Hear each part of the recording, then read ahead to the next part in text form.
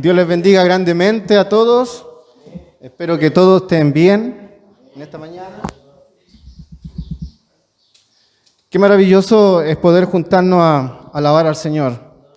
La verdad que mi corazón se regocija estar aquí en este lugar. Primeramente por venir a reunirnos a adorar a nuestro Dios. Y en segundo lugar es podernos encontrar todos nosotros. La verdad que a mí me alegra poder verles, a todos. Pasó un año 2020 muy difícil. Hicimos algo que a todos nos afectó, que rompió nuestros hábitos de reunirnos en este lugar a cantar a Dios, pero lo terminamos volviéndonos a reunir. Y este año 2021 estamos nuevamente empezándolo, reuniéndonos a adorar a nuestro Dios. Así que le doy gracias a Dios, primeramente por tenerme en este lugar, por tenerme en esta mañana viéndolo a cada uno de ustedes y verlos bien por la misericordia de Dios, y empezar este primer domingo del año 2021 en la casa de Dios. ¿Usted se alegra por eso? Amén. Nos alegramos de estar aquí.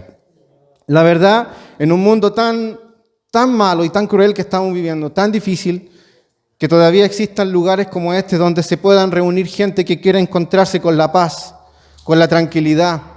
Encontrar y refugiar su alma en Dios es un privilegio estar acá.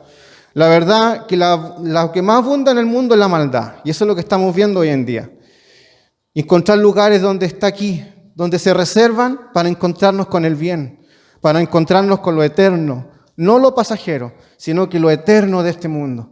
La verdad es que yo me siento un privilegiado por pertenecer y ser hijo de este reino celestial, cuyo rey se llama Jesucristo, nuestro Señor y Salvador. En esta mañana somos parte del pueblo de Dios, los que estamos acá. Somos su iglesia, somos sus redimidos por esa sangre del Cordero derramada en esa cruz del Calvario. Hoy nosotros estamos acá, somos privilegiados, somos su remanente que nos hemos reunido para buscar el rostro del Señor. Quiero invitarle a que vayamos a la palabra de Dios en esta mañana, en el libro de Juan. Acompáñame en esta mañana, Juan, en el capítulo 13. Vamos a leer la palabra de Dios en este día.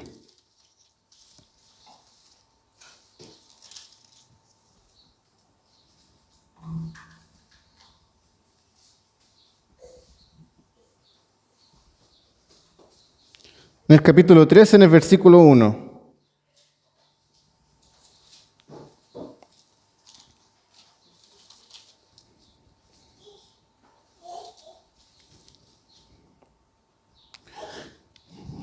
Juan capítulo 13, versículo 1 en adelante, dice así la palabra de Dios. Antes de la fiesta de la Pascua, sabiendo Jesús que su hora había llegado para que pasase de este mundo al Padre, como había amado a los suyos que estaban en el mundo, los amó hasta el fin. Y cuando cenaban, como el diablo ya había puesto en el corazón de Judas Iscariote, hijo de Simón, que le entregase, sabiendo Jesús que el Padre le había dado todas las cosas en las manos y que había salido de Dios y a Dios iba, se levantó de la cena y se quitó su manto y tomando una toalla se la ciñó. Luego puso agua en el librillo y comenzó a lavar los pies de los discípulos y a enjuagarlos con la toalla con que estaba ceñido. Entonces vino a Simón Pedro y Pedro le dijo: Señor, ¿tú me lavas los pies? Respondió Jesús y le dijo: lo que yo hago, tú no lo comprendes ahora, mas lo entenderás después. Pedro le dijo: no me lavarás los pies jamás. Jesús le respondió: si no te lavare, no tendrás parte conmigo. Le dijo Simón Pedro: Señor, no solo mis pies, sino también las manos y la cabeza. Jesús le dijo: el que está lavado no necesita sino lavarse los pies, pues está todo limpio, y vosotros limpios estáis, aunque no todos. Porque sabía quién le iba a entregar, por eso dijo: no estáis todos limpios. Así que, después que les hubo lavado los pies, tomó su manto y volvió a la mesa y les dijo: ¿sabéis lo que os he hecho? Vosotros me llamáis maestro y señor, y decís bien porque lo soy. Pues si yo, el Señor y el Maestro, he lavado vuestros pies, vosotros también debéis lavaros los pies los unos a los otros, porque ejemplos os he dado, para que como yo os he hecho, vosotros también hagáis. De cierto os digo, el siervo no es mayor que su Señor, ni el enviado es mayor que el que le envió. Si sabéis estas cosas, bienaventurados seréis si las hiciereis. No hablo de todos vosotros, yo sé a quienes he elegido, mas para que se cumpla la Escritura, el que come pan conmigo, levantó contra mí su calcañar. Desde ahora os digo, antes que suceda, para que cuando suceda, creéis que yo soy. De cierto os digo, el que recibe al que yo enviare, me recibe a mí, y el que me recibe a mí, recibe al que me envió. Tome asiento, por favor, amado hermano. En esta mañana acabamos de leer esta maravillosa lectura, este momento especial, en uno de los últimos momentos del ministerio de nuestro Señor Jesucristo, ya viviéndolo internamente, íntimamente, ¿con quién?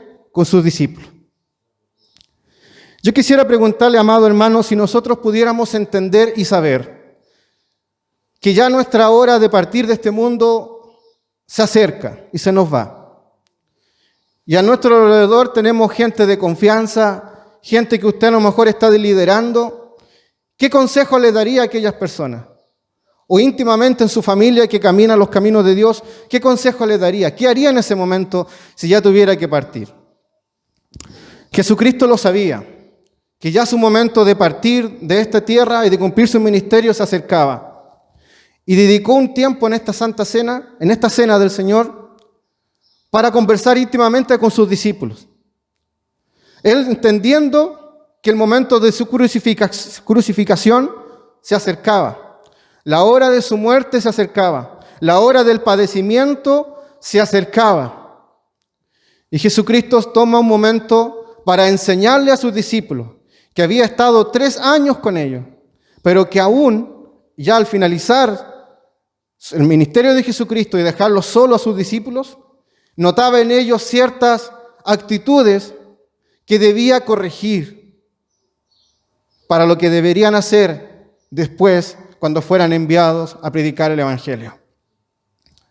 Jesucristo, en este pasaje, en este momento que intimida con sus discípulos, desde el capítulo 13 en adelante, ya no volvería a hablar más con las multitudes.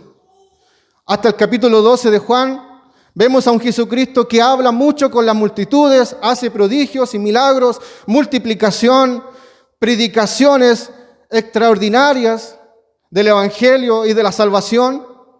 Pero del capítulo 13 en adelante, Jesucristo cierra la puerta y ahora empieza a hablar netamente con sus discípulos. Porque lo que había de venir, era tan difícil para sus discípulos que yo creo que ellos iban a necesitar este tipo de diálogo o conversación con Jesucristo. Vemos en el versículo 13, en el capítulo 13, versículo 1, dice: antes de la fiesta de la Pascua, sabiendo Jesús que su hora había llegado para que se pasase de este mundo al Padre, como había amado a los suyos que estaban en el mundo, los amó hasta el fin. Dice, sabiendo Jesús que su hora había llegado. Amados hermanos, para que entendamos el contexto del capítulo 13, debemos entender que Lucas, en el capítulo 2, versículo 24, nos muestra una situación de conflicto entre los discípulos. Si Emily me puede ayudar, Lucas capítulo 2, 22, versículo 24. En ese verso, en esta misma cena, en la noche de la Pascua, la noche anterior a que Jesucristo iba a ser entregado en ese mismo lugar, Lucas nos presenta que unos momentos antes los discípulos estaban. Lucas 22, versículo 24. Lucas nos muestra un conflicto entre ellos y una pelea entre ellos diciendo: ¿quién va a ser más grande entre nosotros? Hubo también entre ellos una disputa sobre quién de ellos sería el mayor. Los discípulos estaban discutiendo quién iba a ser del mayor de ellos, quién iba a liderar el ministerio cuando ya Jesucristo ha de partir. Jesucristo ya les venía anunciando que debería partir, entregar su vida como un cordero en el matadero y partir y volver a los brazos de su Padre.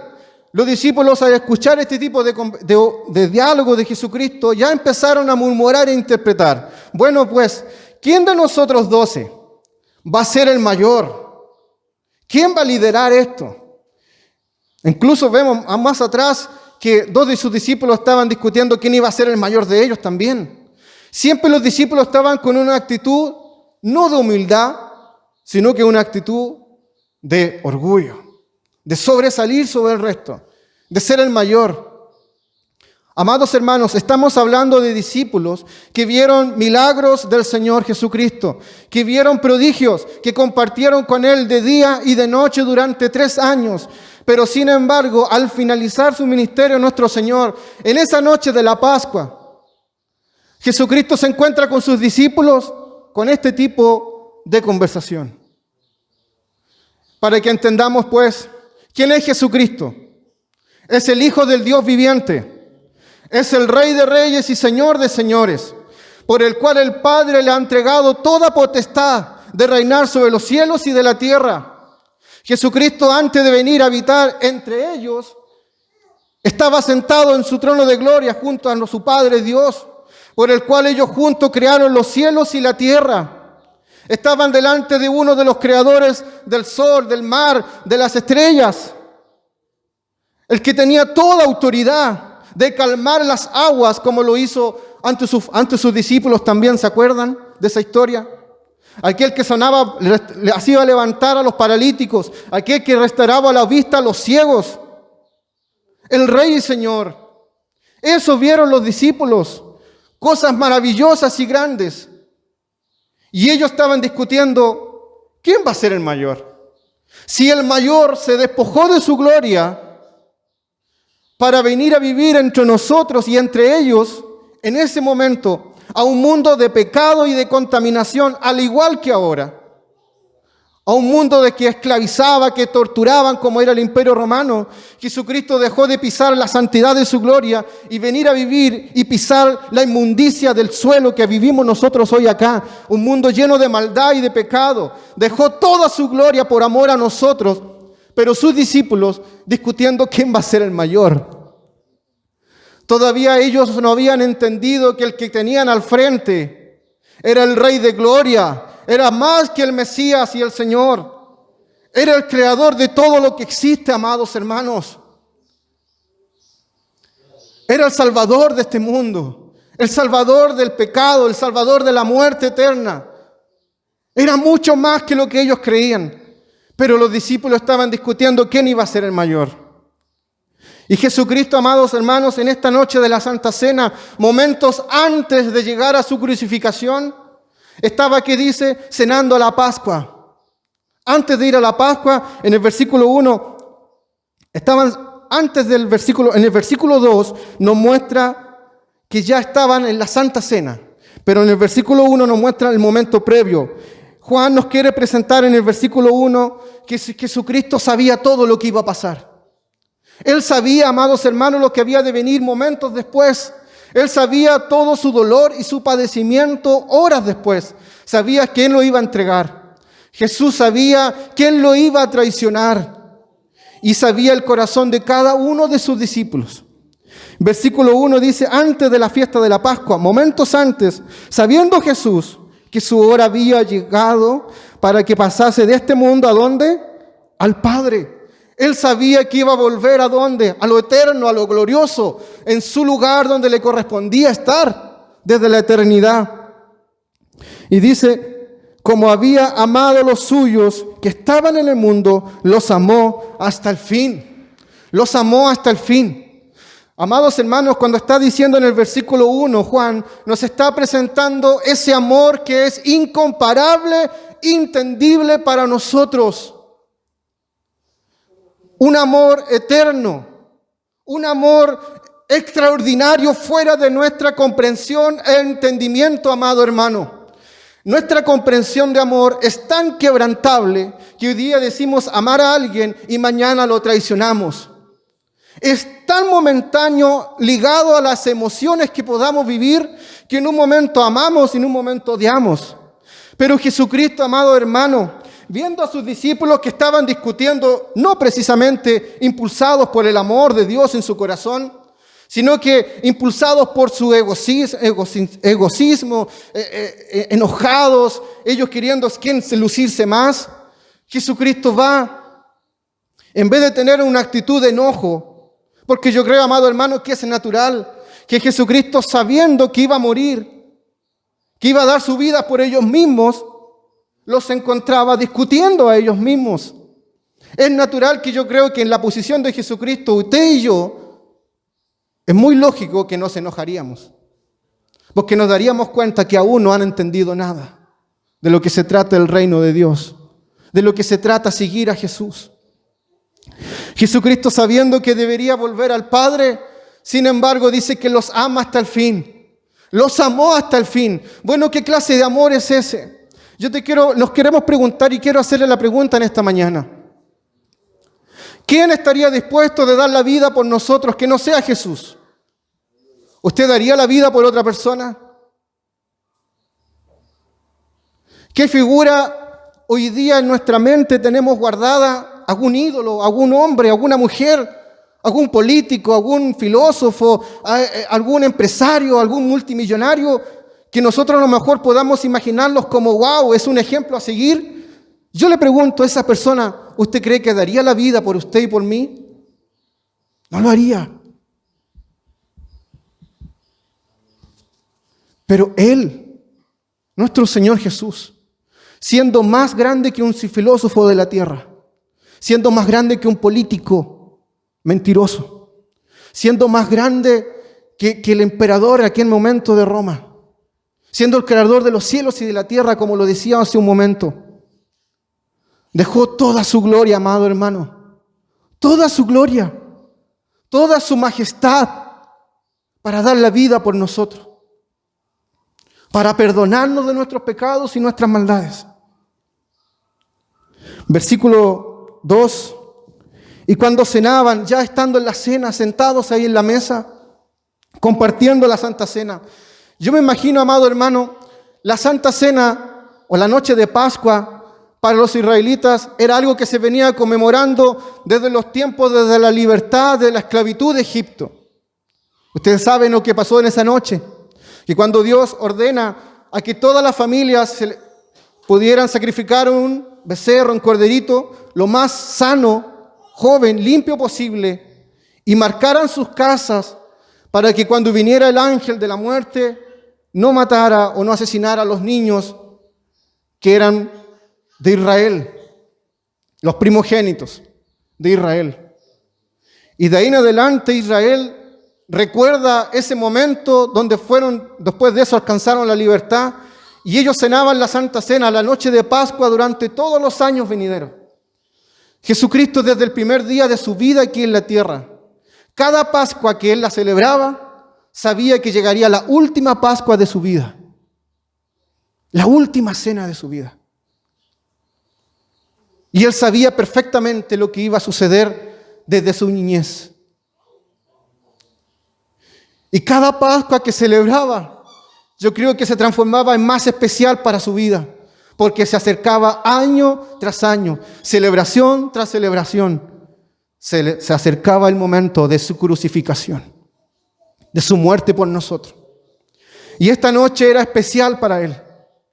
Era la última noche que compartía con sus discípulos la cena de la celebración de la Pascua.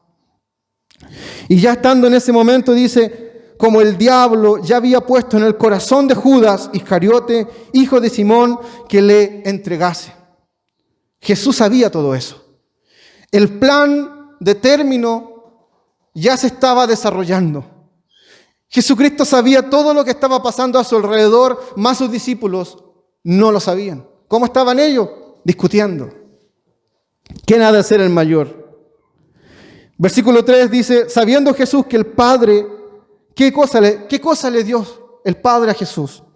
Jesús sabía que el Padre le había dado todas las cosas, ¿dónde? En las manos. En las manos. Y que había salido ¿de dónde? De Dios, y a Dios iba. Jesús sabía todo eso en ese momento, amados hermanos, que de Dios había venido y a Dios ha de volver. Versículo 4. En ese momento, cuando ya había parado la discusión, cuando estaban comiendo el momento de la Pascua, Jesucristo, sabiendo todas las cosas que se le venían cuando volviera a la gloria con su Padre, sabiendo todo que era el Hijo de Dios, que se le venía el momento de la cruz, que Judas Iscariote lo iba a entregar, sabiendo que en sus discípulos Judas era el traidor. En ese contexto de conocimiento de Jesucristo ante todos sus 12 discípulos, ¿qué hace el Señor Jesucristo? Versículo 4, se levantó de la cena y se quitó su manto y tomando una toalla se la ciñó. Sacó su manto, amado hermano. Su manto y se ciña en esta zona de acá una toalla. En ese momento me imagino el silencio que debe haber quedado en sus 12 discípulos. Porque lo que había de suceder estaba ligado, hermanos, a un escenario totalmente distinto a lo que ellos podrían imaginarse bajo la lógica de la cultura israelita en aquel entonces. Y lo vamos a ver, dice en el versículo 5, ¿qué hizo Jesucristo cuando se levanta? Luego puso agua en un librillo, es como un lavatorio, un recipiente. ¿Qué hizo? Y comenzó a lavar los pies de los discípulos y a enjuagarlos con la toalla con que estaba ceñido. En aquel entonces, para que podamos entender esto, en aquel entonces, amados hermanos, se recorrían grandes distancias por caminos polvorientos de tierra. No como ahora nosotros podemos disfrutar en calles asfaltadas, donde a veces el polvo, un poco de polvo ya como que nos molesta. En aquel entonces todo era polvo, todo era seco, todo era tierra. Y los lugares donde los israelitas cenaban y compartían era una mesa pequeña, un lugar pequeño, y se sentaban alrededor, no en una silla cómodamente como nosotros los días lo hacemos, sino que ellos más bien se recostaban en el suelo como una mesa pequeña para compartir. Y era común que en cada casa, en cada lugar, había y existía un tipo de recipiente como lavatorio, donde cada uno se lavaba los pies a modo de limpiarse para poder entrar al hogar y poder compartir en la mesa. Pero esa labor comúnmente era destinada para el siervo más bajo o el más despreciado de una casa. Por ejemplo, en cada hogar habían esclavos o personas que eran sirvientes de ese hogar.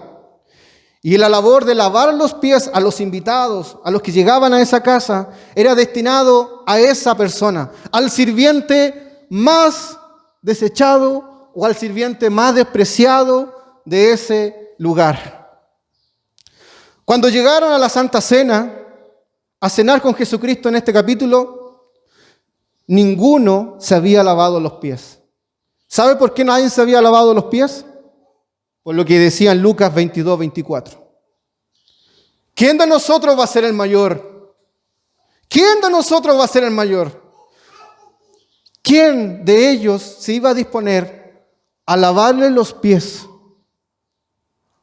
a alguno de sus compañeros si en ello no estaba el pensamiento de hacerlo? Porque ese era un acto humillante para lo que ellos estaban pensando los discípulos. Nadie se había lavado los pies y nadie tampoco lo había hecho por el otro. Lo que está ocurriendo aquí en este versículo, amados, capítulo 4 y 5, es que Jesucristo, como le acabo de decir, el Señor del universo, el Rey de la gloria, se levanta de su asiento, de su lugar, se saca su manto, un manto limpio. Yo creo que ellos se prepararon para esa noche, para la noche de Pascua. Era una celebración judía. Probablemente todos llegaron lo mejor que tenían en su situación precaria tal vez que tenían, pero todos llegaron a ese momento de celebración para los israelitas que era especial. ¿Acaso todos nosotros no nos preparamos para un momento especial? Todos nos preparamos, ¿cierto? En esta mañana cada uno de nosotros vino duchado, vino limpiecito, vino ordenado, porque es un momento especial para estar con Dios.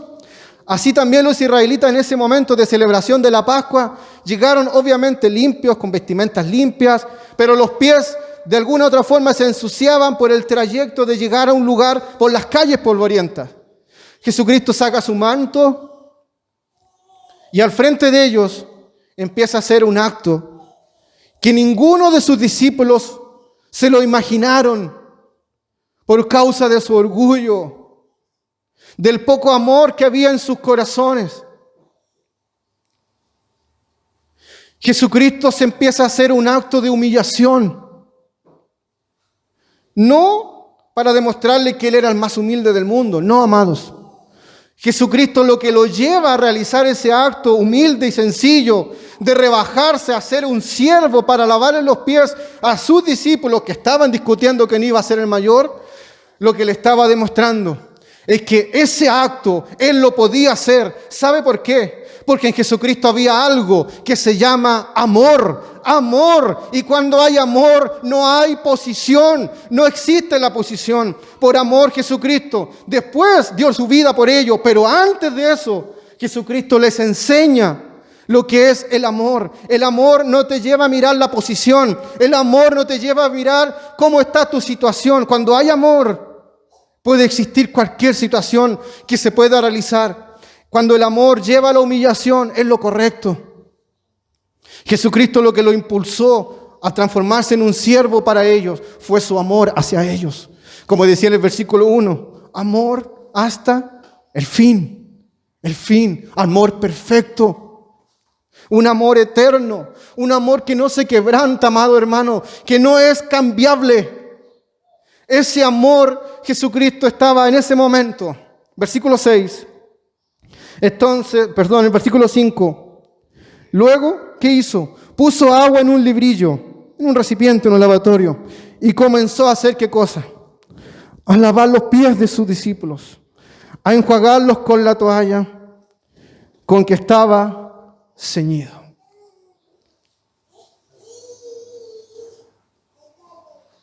Yo quiero que nosotros podamos imaginarnos o reflexionar lo que estaba sucediendo en ese momento. 12 de sus discípulos,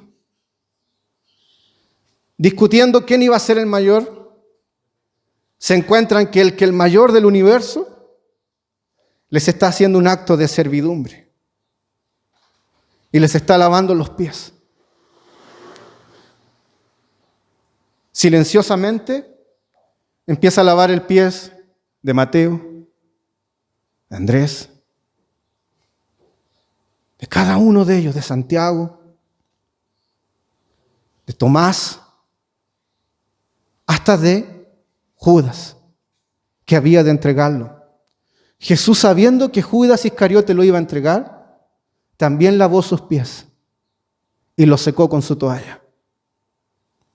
Y cuando llega el momento de Simón Pedro, aquel Pedro que siempre estaba ahí para discutir, para mostrar una observación, Pedro nuevamente aparece en escena y le dice, entonces vino ¿a dónde? A Simón Pedro. Probablemente ya era el último de sus discípulos. Y Pedro le dijo, Señor, mire la pregunta que le dice Pedro, ¿tú me lavas los pies? ¿Tú me lavas los pies? ¿Sabe por qué se lo dice? Porque era un acto reservado para los más siervos, como le decía. Y Pedro, sorprendido por lo que estaba viendo, le dice, Señor, ¿tú me lavas los pies? Recordemos que Pedro le había dicho, tú eres el Cristo, el Hijo de Dios viviente. ¿Se acuerda que le dice eso Pedro? Pedro sabía quién era Jesucristo. Ya lo había sido revelado por el Espíritu de Dios, la grandeza del que estaba alrededor de ellos. Y en esa magnitud Pedro le dice, tú me estás lavando los pies, Señor. Respondió Jesús y le dijo, lo que yo hago, tú no lo comprendes ahora, mas lo entenderás después. Pedro le dijo, no me lavarás los pies jamás. Jamás. Así era Pedro, contradiciendo en ese momento. Y Jesús le respondió, si no te lavare, no tendrás parte conmigo. Le dijo Simón Pedro, Señor, no solo mis pies, sino también las manos y la cabeza. Jesús le dijo, el que está lavado no necesita sino lavarse los pies solamente, pues está todo limpio. Y vosotros estáis, aunque no todos. Jesucristo le está diciendo a Pedro, Señor, yo te debo lavar los pies, si no, no tendrás parte en mi reino. Lo que está sucediendo en ese momento, sino Jesucristo les dice, todos ustedes están limpios, menos uno, refiriéndose a Judas. Todos habían sido limpios, ¿por qué? Porque habían sido llamados, habían sido predestinados para ser salvos, sus discípulos, y habían sido escogidos para salvación, menos Judas, obviamente. Ya habían sido escogidos por Él desde la eternidad, desde el plan perfecto desde la eternidad. Sus discípulos ya estaban lavados y escogidos, apartados del mundo del pecado para ser llamados a un ministerio especial y maravilloso. Jesucristo le dice, tú ya no necesitas ser lavado, porque tú ya lo has sido. Pero sí necesitas lavar tus pies constantemente, porque así como tu cuerpo ya ha sido lavado, tus pies se seguirán empolvando. Ahora Jesucristo le dice, yo te estoy lavando los pies, pero mañana te volverás a ensuciar. ¿Qué quiere decir con esto? Que, amados hermanos, lo que hizo Jesucristo no es para que nosotros nos lavemos los pies todos los días aquí en el templo. No quiere decir esto lo que estamos estudiando en esta mañana. Lo que quiere decir es que usted y yo hemos sido llamados, predestinados para salvación. Pero en nuestra vida, en camino a la gloria eterna, vamos a sufrir constantemente de pecados, vamos a cometer errores. Y así como Pedro, como vino Jesucristo y le lavó los pies, así también usted y yo necesitamos constantemente en nuestra vida, hasta el día glorioso de su venida, necesitamos ser nuevamente lavados los pies. Lavados de nuestro pecado constantemente. Constantemente necesitamos que el Mesías renueve nuestra alma, renueve y perdone nuestros pecados que cometemos todos los días de nuestra vida. Aquel que diga que no comete pecado se hace mentiroso delante de la santidad de Dios, porque todos cometemos pecado.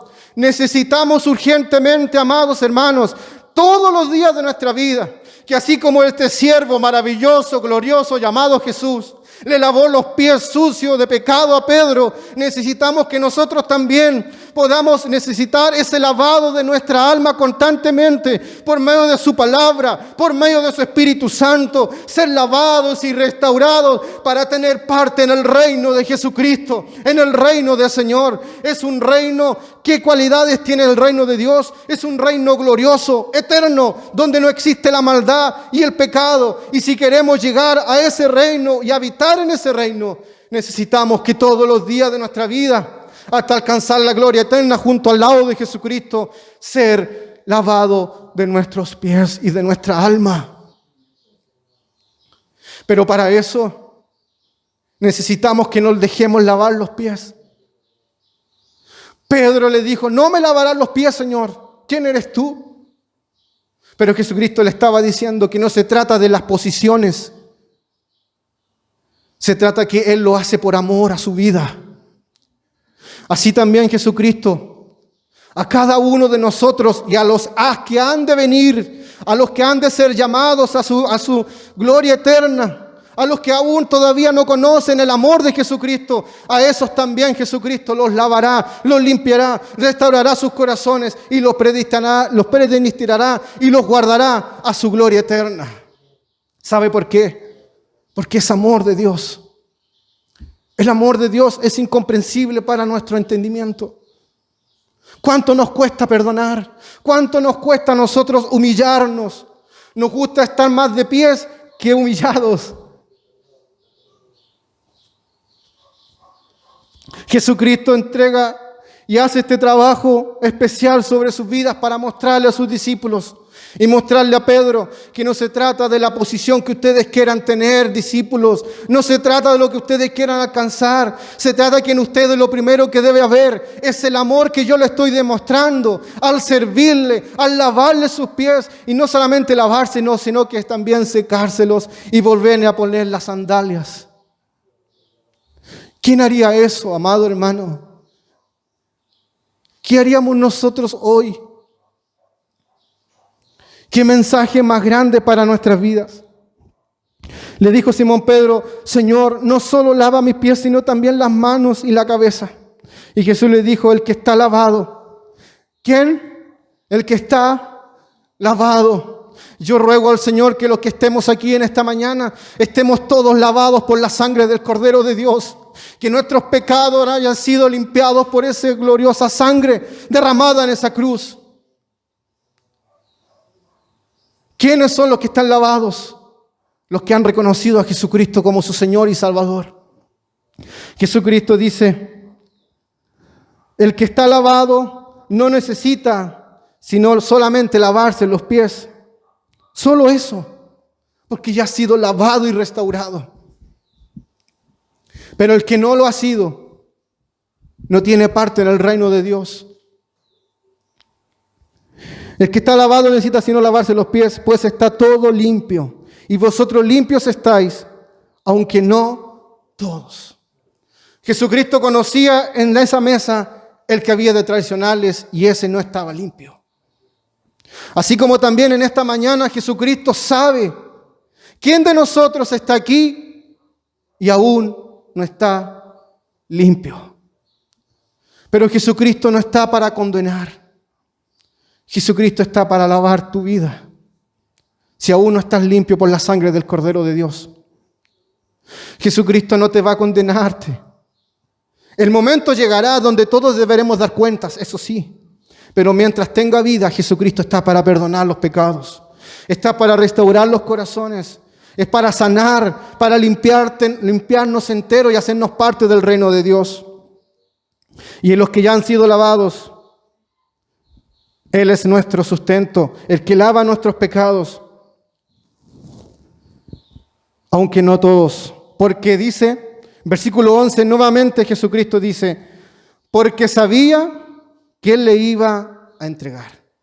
El apóstol Juan siempre nos está mostrando la divinidad de Jesucristo y mostrándonos que Él sabía todo y sabía quién le iba a entregar. Por eso dijo: no estáis limpios todos. Así que después que le hubo lavado los pies, tomó su manto y volvió a la mesa y les dijo la enseñanza para sus discípulos: ¿sabéis lo que os he hecho? Vosotros me llamáis maestro y señor, y decís bien, porque lo soy. Pues si yo, el Señor y Maestro, he lavado vuestros pies, vosotros también debéis lavar los pies los unos a los otros. Porque ejemplo, dice el Señor, os he dado, para que como yo he hecho, vosotros también hagáis. De cierto os digo, el siervo no es mayor que su Señor, ni el enviado es mayor que el que le envió. Si sabéis estas cosas, bienaventurados seréis si las hicierais. Jesucristo está diciendo, si seguimos su ejemplo de humildad, si seguimos su ejemplo de amor, estaremos alegres. Pero ¿cómo puede ser eso en un mundo lleno de todo lo al revés? ¿Qué nos muestra el mundo? ¿Quién se humilla al otro? ¿Quién hace algo tan humillante como hizo Jesucristo? ¿Cómo podemos desarrollar esa bienaventuranza en nosotros de estar alegres, vivir alegres con esa enseñanza si vivimos en una corriente que nos muestra todo lo contrario? Ahí está la diferencia. En esa realidad de vida que podamos vivir y luchar para hacer como lo enseña Jesucristo, se manifestará los que son del reino de Dios y los que no son del reino de Dios. Los que no son del reino de Dios vivirán dando frutos como la corriente de este mundo. Pero los que son de Jesucristo darán frutos de amor como Jesucristo nos enseña que debamos vivir. Y Él nos llama y nos dice, bienaventurados seréis si las hiciereis. Si lo dice el Señor Jesucristo. Si en un momento, amados hermanos, que se le venía la hora de su muerte, Él estaba haciendo y se sentía ¿cómo? Gozoso de hacer ese trabajo para sus discípulos. Si Él se sentía alegre de hacerlo. ¿Cómo es posible, amado hermano? Yo, sinceramente me cuesta entender y debo reconocerlo para mi limitada entendimiento que tengo. Que un amor tan grande se pueda manifestar de una forma tan humillante para el contexto de aquel entonces.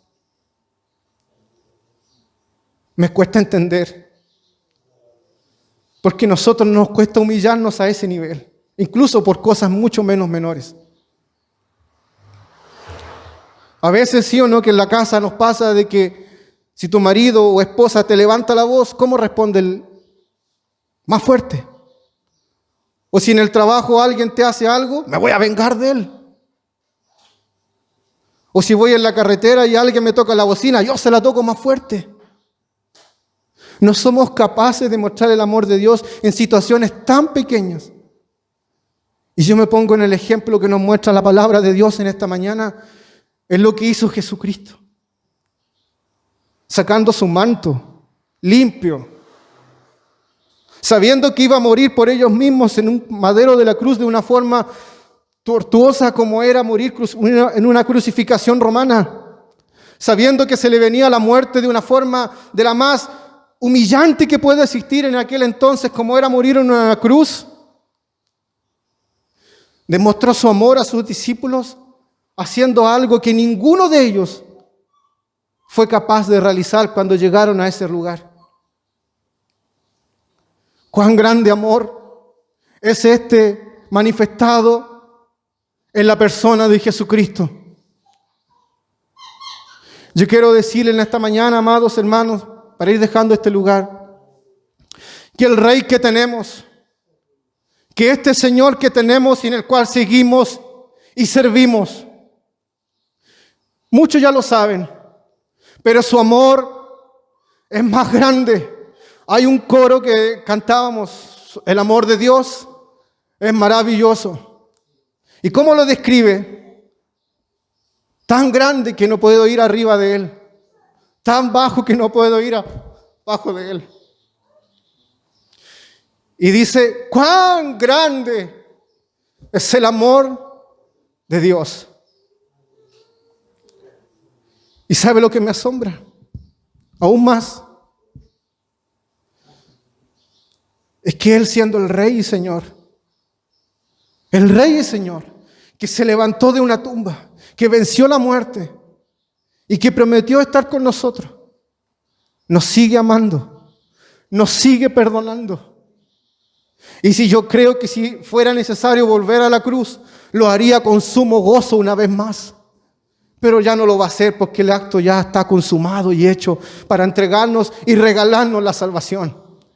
Pero si yo creo que si mi maestro, mi Señor, su maestro lo volviera a hacer, lo haría con todo el gozo de este mundo. Porque usted, mi hermano, hermana, vale mucho más que para este gobierno unas monedas. Usted para Dios valió una vida crucificada en un madero de la cruz. ¿Se da cuenta? ¿Cómo lo mira a nosotros el mundo laboral? Como un número más, un trabajador más. Luego nos enfermamos y ni se acuerda el empleador de nosotros. Así nos mira el mundo. ¿Cómo nos mira el gobierno? Como un contribuyente más para pagar impuestos. Y en el día de mañana nos enfermamos y la salud es carísima. Eres un número más, amado hermano, aquí en esta tierra. Pero para Dios vales tanto que Él murió por tu vida. Vales tanto que lavó tus pies del pecado y lo sigue haciendo cada vez que vamos a su planta en humillación y le pedimos: Señor, lávame mis pecados, límpiame mi maldad hoy día. Erro, me equivoco, pero quiero vivir para ti. Le hablé mal a mi esposa, perdóname, Señor, por haberle hablado fuerte. Le hablé mal a mis hijos, Señor, ayúdame a criar a mis hijos. Y el Señor está ahí trabajando en tu familia, en tu vida y en nosotros. Pero cada vez que nosotros lo dejamos hacer, como Pedro, también se dejó lavar los pies. Este amor es más grande de que nosotros podamos imaginarlos. Este amor es más grande que lo que podamos cantar en 1000, 3000 alabanzas, en 3000 himnos que podamos entonar. Es mucho más grande el amor de Dios. Mucho más grande que una hermosa canción y hermosas melodías. Es un amor perfecto. Es un amor inquebrantable para tu vida, amados. Es un amor que no va a variar, que no va a cambiar. Haya lo que exista en esta tierra. Haya la maldad, guerras, pandemias, lo que exista. Mientras Dios te ame, eso dice la Biblia, que te amará hasta el fin de tus días. Y va a amar hasta el más vil pecador que sea llamado por Él, lo lavará, lo limpiará y lo consagrará para su gloria eterna. Porque de eso se trata el amor de Dios. Amén, hermanos. ¿Qué nos queda entonces? Dar gracias. Gracias a nuestro Dios. Porque Él, ¿sabe por qué? Para finalizar. Porque Él está en nosotros. Vive en nosotros. Está en este lugar, está en su vida. ¿Y quiénes somos nosotros para eso? ¿Quiénes somos nosotros? Si a veces estamos como los discípulos discutiendo quién es más grande, quién es mejor, o en diferentes peleas que de repente tenemos de altevismo, de orgullo. ¿Quiénes somos nosotros para que Él nos mire con amor eterno? ¿Quiénes somos? Si nos hiciéramos un examen a nosotros mismos, nos preguntaríamos: ¿quiénes somos nosotros para que Jesucristo nos lave de nuestros pecados? Si merecemos toda la condenación, todo lo malo que hemos hecho lo merecemos nosotros, no Él. Pero Él lo pagó por nosotros, para tenernos aquí en esta mañana y con un lugar reservado en la gloria eterna. Quiero invitarle a que se ponga de pie para entregar este lugar y le vamos a dar las glorias a Dios.